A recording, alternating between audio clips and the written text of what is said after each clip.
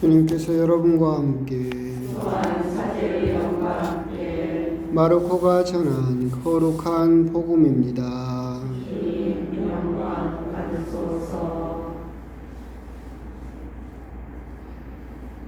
그때 예수님의 어머니와 형제들이 왔다. 그들은 밖에 서서 사람을 보내어 예수님을 불렀다. 그분 둘레에는 군중이 앉아 있었는데 사람들이 예수님께 보십시오. 스승님의 어머님과 형제들과 누이들이 밖에서 스승님을 찾고 계십니다. 하고 말하였다. 그러자 예수님께서 그들에게 누가 내 어머니고 내 형제들이냐 하고 반문하셨다. 그리고 당신 주위에 앉은 사람들을 둘러보시며 이르셨다. 이들이 내 어머니고 내 형제들이다. 하나님의 뜻을 실행하는 사람이 바로 내 형제요, 누이요, 어머니다. 주님의 말씀입니다.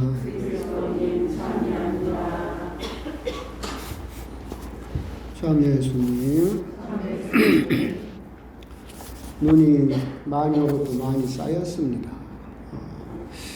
이렇게 눈이 많이 오고 추운데도 미끄러질까봐 또 차도 놔두고 걸어오시고 참 대단하시다. 정성이 아주 갸륵하다라는 그런 생각도 듭니다.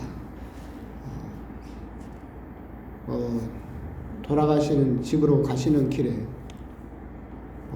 붕어빵 파시는 분이라도 계시면 제가 한 사라씩 이렇게 사드리고 싶은 참 눈길에 힘들게 하느님을 만나기 위해서 오신 여러분들이 참 장하시다라는 생각이 듭니다. 눈이 이렇게 많이 오고 눈은 뭘로 만들어졌습니까? 응? 물로 만들어졌죠. 비가 얼어가지고 눈이 됐어요. 그래서 눈은 물로 이루어져 있다라고 생각을 하지만 사실 눈의 10분의 1만 물로 되어 있습니다. 나머지 90%는 그냥 공기로 이루어져 있습니다.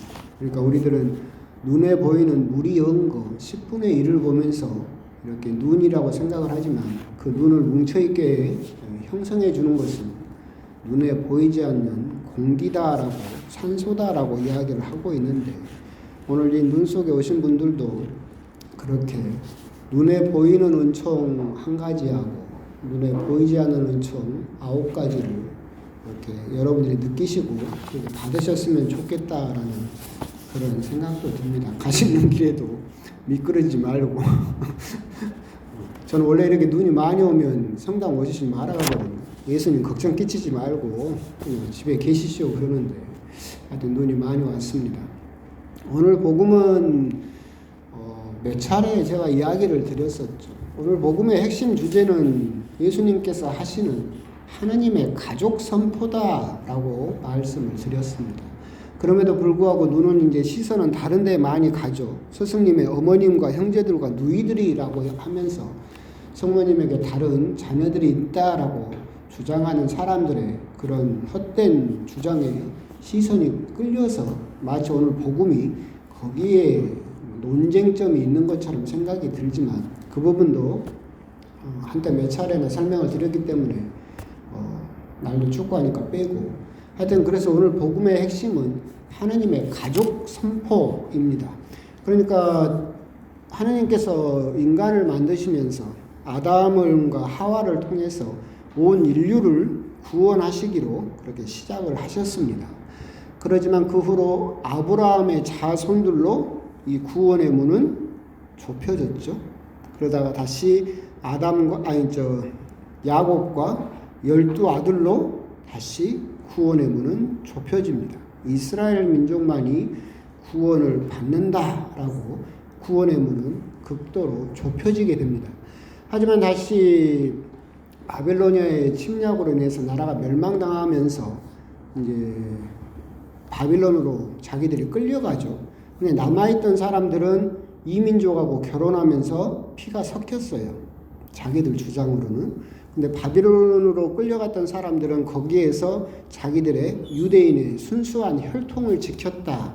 그걸 남은 자라고 부르는데 그렇기 때문에 이 야곱의 12 아들들 중에서도 누구만 구원받느냐면 순수한 유대의 혈통을 지녔던 남은 자들, 이 사람들만이 구원을 받을 수 있다라고 그렇게 주장을 했었고, 예수님 당시에는 이제 그 남은 자 중에서도 이제 율법을 지키는 사람만이 구원을 받는다라고 주장을 하게 됩니다. 결국 보면 하나님께서는 구원의 문을 온 인류에게 활짝 열어주셨음에도 불구하고 아브라함의 자손, 야곱의 자손, 남은 자, 율법을 준수하는 사람, 극히 일부분만이, 특별한 사람들만이, 우리들만이 구원받는다라고 하면서 그 구원의 문을 극도로 좁혀놨죠. 이걸 예수님께서 다시 열어두시는 거죠. 원상복구 시키시는 겁니다. 혈통으로, 그리고 유대인이라고 해서, 율법을 지킨다고 해서, 또는 민족으로 누구만 구원받는다, 그것이 아니다.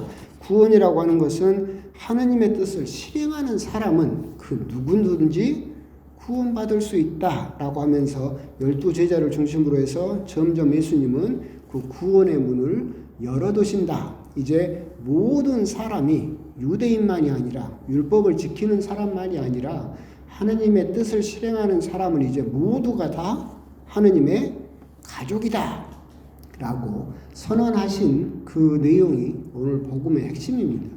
하지만 생각을 해보면 예수님 당시에만 끝나는 것은 아니죠. 구원 역사를 보고 있으면 하느님은 계속 그 문을 열려고 하시죠. 근데 인간은 자꾸 계속해서 그 문을 좁히려고 하는 그 분쟁의 역사인 것 같아요. 하느님은 계속해서 문을 열려고 하시지만 인간들은 계속해서 그 문을 우리들만 구원받는다 라고 하면서 그 구원의 문을 계속해서 좁히려고 하고 있는 모습이 지금까지도 계속해서 이어지고 있죠. 신천지도 그렇고 수많은 이단들, 또 개신교들도 그렇고 우리 교회에 나와야만, 우리 믿음을 가져야만, 우리만 구원받는다 라고 구원의 문을 계속해서 특정 사람에게만 또는 특정 부류에게만 허락이 된 것처럼 그렇게 이야기를 하는 것은 결코 하느님의 본래 뜻도 아니며 예수님의 구원의 뜻과도 정면으로 위배되는 일이다. 자꾸 인간들은 우리들만 마치 자신과 자기 집단이 특별한 것처럼 그렇게 생각하는 그것을 예수님께서는 계속해서 근본적으로 부정하고 계신다라고 하는 점, 이 점은 이제 우리들에게도 계속해서 경각심을 불러일으키는 말씀이죠. 지금도 수많은 사람들이 우리만 구원받는다, 우리 교회에 나와야, 우리 믿음을 가져야, 이만희를 믿어야 이렇게만 구원받는다, 자기들만 구원받는다라고 하는 그 주장들에 선뜻 그러면 나만 구원받으면 중요하니까 거기에 소속이 되면 마치 특별한 사람이 된 것 같고 구원이 마치 100% 이루어지는 것처럼 그렇게 생각을 할 수 있겠지만, 여러분도 생각을 해보시면 하나님의 뜻에 정반대로 가면서 나는 구원받을 수 있다라고 하는 그 주장이 얼마나 거짓된 것인가, 이런 것에 대해서는 경각심을 가지실 필요가 있겠다라고 생각이 듭니다. 오늘 복음은 그렇게 해서 다시 구원의 문을 활짝 넓히시는 하느님의 뜻을 실행하는 사람은 이제 모두 구원받을 수 있는 하느님의 가족이다라고 그렇게 선포를 하고 계십니다. 근데 이 가족 부분에 대해서 곰곰이 생각을 해보면 어떤 시인의 이야기가 떠올라요. 그 시인은 뭐라고 이야기를 했느냐면, 가족이라고 하면 마치 영어 같대요. 영어. 왜? 속에는 들었는데 표현으로 안 된대. 영어도 그러잖아요. 누가 영어로 말을 하면 알아듣고 말은 하고 싶은데 말로는 안 나와요. 그래서 마치 가족은 영어 같다. 마음은 있는데 이걸 선뜻 표현을 하고 그걸 잘 못한다. 그리고 또 마치 가족은 한국말 같다라고도 표현을 했어요. 그건 또 무슨 뜻이냐라고 한다면, 다 아는 것 같은데 실제로는 잘 모르는다.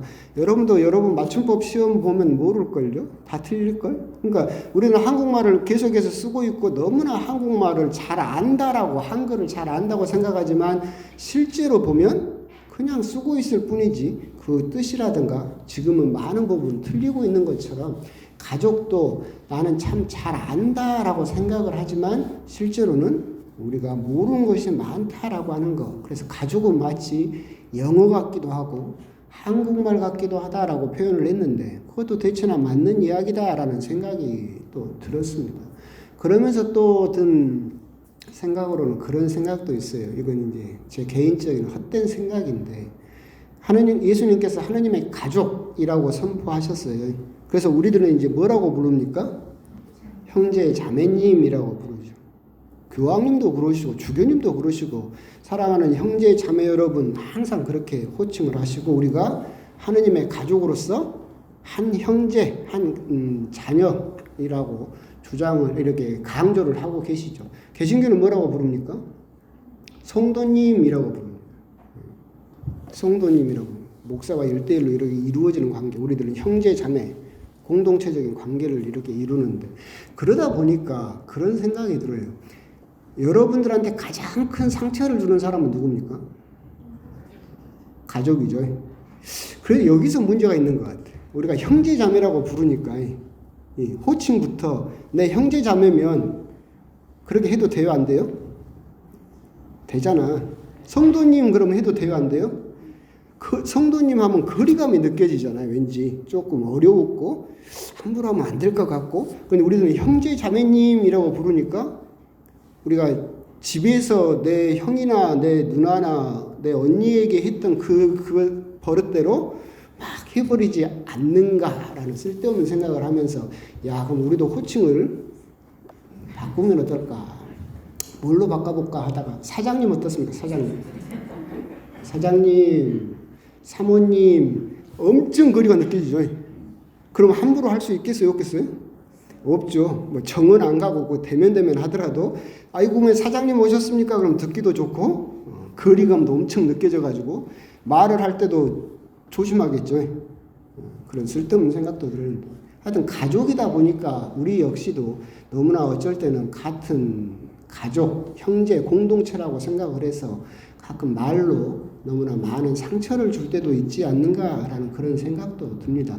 그런데 이제 가족에 대해서 우리가 한 가지 생각을 해야 될 건 뭐냐면 가족이 우리들에게 가족이 우리들에게 주는 심리적인 그 치료는 뭐냐면 안전이에요. 평안함, 안정감을 주죠. 가족은. 그러니까 집에 들어가면 부지런하던 사람도 게을러지는 거예요. 나사가 하나씩 빠져버리는 거예요. 왜? 안전하다고 느끼니까. 누군가 나를 해치지 않는다고 생각하니까. 그러니까 개그맨들도 집에 가면 개그를 안 한다잖아요. 말을 잘 안 한다고. 요리사들도 밖에서는 신나게 요리를 하다가도 집에 들어가면 드러누워서 아무것도 안 한다고 그러잖아요. 그게 안정감을 주기 때문이다. 그런데 여기에서 우리가 착각을 하는 게 뭐냐면 가족은 기쁨과 재미를 주기 위해서 만들어진 게 아니에요. 물론 가족도 기쁨을 주죠. 근데 본래 목적은 아니에요. 가족의 본래 목적은 뭐예요? 안정감이에요. 여러분들을 편안하게 해주고 여러분들을 안전하다라고 하는 안정감을 주는 거예요. 그렇기 때문에 여러분들이 친구들하고 놀러 가면 재밌어요? 재미없어요? 재밌어요. 가족하고 놀러 가면 재미없어요. 왜? 아니, 놀러 갔어도 가족끼리 가니까 안정이 드니까 재밌는 걸 안 하잖아요. 근데 친구들하고 놀러 가면 은근히 또 긴장하죠. 그래서 재밌어지고 기뻐지지만 가족들과 놀러 가면 재미가 없는 이유가 그거예요. 가족은 근본적으로 여러분에게 재미를 주기 위해서 만들어진 집단이 아니라 여러분들이 안전하다라고 하는 것을 느끼게 만들어진 집단이 가족이다. 그러니까 여러분들이 가족에게 근본적으로 재미를 요구하면 안 된다. 아, 우리 남편 재미없어요. 그러면 안 된다. 남편은 여러분한테 재미를 주려고 옆에 있는 사람이 아니에요. 부인은 여러분들에게 재미를 주려고 있는 사람이 아니에요. 여러분들에게 뭘 주려는 거예요? 안정감을 주는 거예요. 거기에서 무슨 관계가 생기냐면 애착 관계가 생겨요. 연대성이 생기는 거죠. 공존한다. 같이 사는 공존감이 생기는 것이 가족의 근본적인 모습이다. 결국 오늘 하나님의 가족으로서 선포됐지만 그게 가족이 항상 또 겪는 일인 것 같아요. 아까 제가 뭐 사장님이라고 불러볼까요? 택도 없는 소리죠. 가족들끼리는 여러분들도 항상 하는 것처럼 맨날 싸워도 누구하고 싸워요? 가족하고 싸우죠. 근데 그리고 또 맨날 또 화해하고 또 부대끼면서 사는 것도 가족하고 사는 거고, 그렇게 사는 것이 가족의 모습이지 않는가라는 그런 생각도 들면서, 그렇지만 우리 역시도 하느님의 한 가족으로서 내가 형제님, 자매님이라고 부른다라고 한다면 그에 합당한 의미와 가치를 여러분들도 한번 생각을 해 주실 필요가 있겠다라고 하는 겁니다. 그런 부분에 한번 곰곰이 생각하시면서, 우리가 형제님, 자매님이라고 부르니까 어쩔 때는 간혹 너무나 한 공동체에 그런 사람, 우리 형제 자매들을 쉽게 말하고 쉽게 판단해 버리는 것은 아닐까. 차라리 사장님이면 그렇게 쉽게 말을 못할 텐데, 형제님 그러니까 너무나 또 가깝게 느껴져서 그런 실수를 하는 것들은 아닐까. 하지만 그럼에도 불구하고 우리들은 하나님의 한 가족이다라고 하는 점, 그런 점에 대해서 또 한번 묵상을 해 보셨으면 좋겠습니다. 아멘.